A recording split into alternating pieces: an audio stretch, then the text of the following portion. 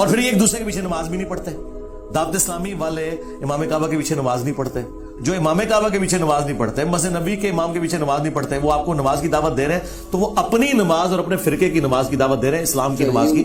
ہاں بالکل. ہاں اب یہ ہم پیچھے کھڑے ہیں, ہم نے کہا پیچھے سے امام کے اللہ اکبر.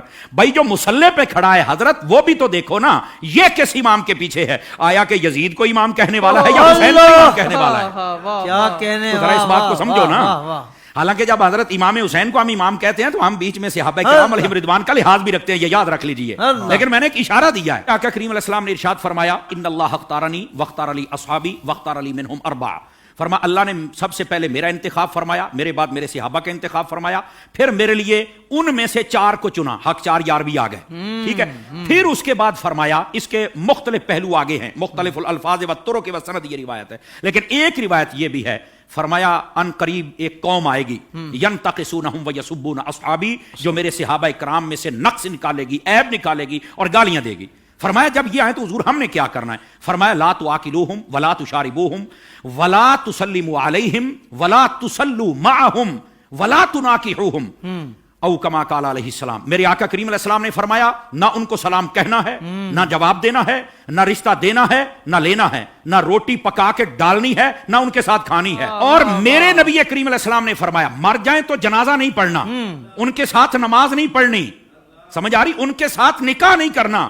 تو میں نے کہا یہ ہمیں چورن مت بیچو, ہم نے حضور کی حدیث پڑھی ہوئی ہے. اگر کوئی چاہتا ہے کہ ہمارے سامنے کھڑا ہو کر ہمارا امام بنے, امام بننے سے پہلے بندہ بن کے مجھے یہ بھی بتائے تیرا نبی کے بارے میں کیا عقیدہ ہے, تیرا صحابہ کے بارے میں کیا عقیدہ ہے, تیرا افضلیت صدیق اکبر بکار بارے میں کیا عقیدہ ہے, تو کل صحابہ کو جنتی مانتا ہے یا نہیں مانتا, تو نبی پاک کی اہل بیت کے بارے میں کیا کہتا ہے, یہ سارے عقیدے مجھے بتا دے, میں تیرے پیچھے کھڑا ہو کے نماز پڑھ لوں گا. کیا کہنے, کیا کہنے. ویسے یہ جو نمازوں کا شوق ہے نا, میں صرف اتنی بات بتا دوں بھائی جان, یہ ترمذی شریف میں روایت موجود ہے. ایسی روایات جب آتی ہیں تو پھر بیٹھ جاتے ہیں کیڑے مکوڑے, یتیم العلم یزید الفکر, وہ بیٹھ کے کہتے ہیں کہ نہیں یہ یوں نہیں, یہ یوں نہیں, یہ ٹھیک نہیں. میں نے کہا حضرت جب آپ کی اصل ہی ٹھیک نہیں تو آپ کو یہ بات کیسے سمجھ آئے گی؟ نبی پاک علیہ السلام تشریف فرما ہے, ایک شخص آ گیا, اس نے کہا حضور فلاں شخص فوت ہو گیا, جنازہ پڑھانا. فرمایا ہم نے نہیں پڑھانا اس کا, حالانکہ مشکات شریف پڑھ لو, حضور نے فرمایا جب کوئی فوت ہو جائے مجھے بتا کرو, جنازے میں پڑھاؤں گا. جی آپ اس بات کا اظہار فرمایا کرتے تھے کہ جنازہ میں نے پڑھانا, میں نے مفہوماً و مختصراً بات سنائی ہے. جی. اس کا جنازہ کیوں نہیں پڑھا؟ جب سوال پوچھا گیا تو آقا کریم علیہ السلام نے فرمایا انہ کان یبغض عثمان ابن عفان, یہ میرے عثمان سے بغض رکھتا ہے. جب حضرت عثمان کے بغضی کا جنازہ نہیں پڑھنا تو بتاؤ پھر ابو بکر کے بغضی کا جنازہ ہم کیسے پڑھ لیں؟ بتائیے کیسے ہم ان کے پیچھے نمازیں پڑھ لیں اور ان کے آگے کھڑے ہو کر ان کے جنازے پڑھائیں اور ان کے ساتھ ہم پیار کی پینجے چڑھائیں اور ہم ان کو جفیاں ڈالیں؟ بھائی ان سب کو سمجھنا چاہیے یہ ڈائریکشن ہے سیدھی سیدھی سڑک, یہ شفاعت نگر کی ہے.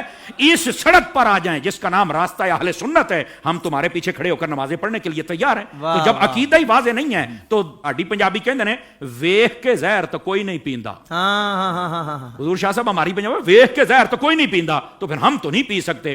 ویسے اگر کسی کو زیادہ شوق ہو نا, بس نہیں وہ قرآن پڑھتے ہیں تو چھوڑو جی چھوڑو, داڑھی بھی ہے تو چھوڑو جی چھوڑو, مصلے پہ ہے, تو میں نے کہا آبا صاحب اللہ کی تفسیر اٹھا کے دیکھ لے, یہ تیرا شوق بھی پورا ہو جائے گا. حضرت حافظ صاحب ہوا یہ کہ حضرت فاروق اعظم کا زمانہ اقدس ہے, ایک قریب محلے میں امام آ گیا, اس کو نماز کے لیے ہر نماز کے اندر جب وہ قرات کرتا ہے تو آبا صاحب تولا پڑھتا ہے.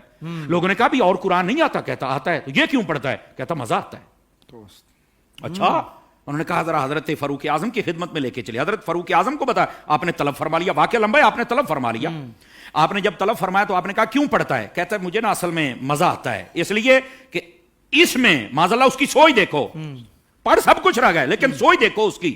اس نے کہا جی بات یہ ہے کہ اللہ نے اپنے حبیب کو یہاں جھڑکی پلائی ہے تو مجھے بڑا مزہ آتا ہے. استغفر اللہ استغفر اللہ, یہ خارجیانہ سوچ تھی. سمجھ آ رہی ہے میری بات کی؟ یہ توہین کی سوچ تھی. یہ کامل و اکمل لوگوں کا یہ شیوہ ہی نہیں ہوتا. اور ایسی جو ہمارے سامنے مثالیں ہوتی ہیں نا, وہ ہمیں سمجھنے کے لیے مثالیں ہوتی ہیں, اور پھر ایسے لوگوں کا حشر کیا وہ بھی سننا ذرا. ٹھیک ہے, حضرت فاروق اعظم نے اچھا تجھے مزہ آتا ہے؟ کہا بالکل. آپ نے تلوار منگائی اور 2 ٹکڑے کر دیے اس کے. آپ نے فرمایا ودوحا پڑھ کے تجھے مزہ نہیں آتا؟ وما ارسلناک الا رحمۃ للعالمین پڑھ کے تجھے مزہ نہیں آتا؟ انا اعطیناک الکوثر پڑھ کے مزہ نہیں آتا؟ ورفعنا لک ذکرک پڑھ کے مزہ نہیں آتا؟ یعنی جو قرآن پڑھ کے دل میں توہین مصطفیٰ کی رکھے جب اس کے پیچھے نہیں ہوتی تو جو سرعام میلاد پر کفر کے فتوے لگائے ان کے پیچھے کیسے ہو جائے گی؟ اللہ امام کعبہ کے پیچھے نماز نہیں ہوتی. کوئی کہے کہ بھائی وہ کعبے کا امام ہے، اب اس کے پیچھے بھی نماز نہیں ہوگی، اگر وہ غلط ہوگا تو پھر اللہ تعالیٰ نے اس کو کعبے کا مصلی کیوں دیا؟ پرانے گھسے پٹے سرازات ان کے جوابات علماء بارہا دے چکے ہیں کہ بھائی معاملہ یہ ہے کہ کسی بھی جگہ پر قابض ہو جانا اہل حق ہونے کی علامت نہیں، وگرنہ آپ کا جو قبلہ اول بیت المقدس ہے وہ اسرائیلیوں کے قبضے میں، تو کیا کہیں گے یہودی حق پر ہے؟ اور پھر آپ تاریخ کعبہ اٹھا کر کے دیکھیں 25 بار ایسا ہوا ہے کہ کعبے کے مصلی پر ایک ایسا بندہ شیعوں تک کی امامت کعبے کے مصلی پر ہوئی ہے، تو کیا کہا جائے گا کہ پھر وہ درست ہوئے، ان کا دعویٰ ہوگا وہ درست ہوئے. تو ایسا نہیں ہے، جبرن قابض ہو جانا اہل حق ہونے کی دلیل نہیں ہے.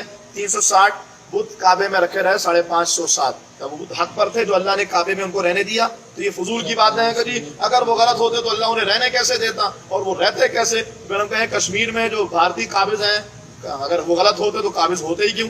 یہ عجیب سی بات ہے. ہاں اب یہ سوال کہ نماز کیوں نہیں ہوتی، تو بھائی اس کے لیے امام کا جو عقیدہ ہے وہ درست ہونا ضروری ہے. اور امام کا عقیدہ درست کیسے ہے؟ میں آپ سے سمپل سی بات، میں ان عقائد کی طرف نہیں جا رہا، صرف سی بات کروں گا. آپ کے کسی عزیز کی کسی رشتہ دار کی قبر ہے اور اس رشتہ دار کی قبر کو برابر کر دیا کسی بندے نے، مسمار کر دیا، اس کے پیچھے نماز پڑھیں گے؟ جنت البقیع میں 10,000 صحابہ کرام کی قبروں پر بلڈوزر چلا دیا گیا، پھر بھی ہم کہیں کہ جی وہ حق پر ہے.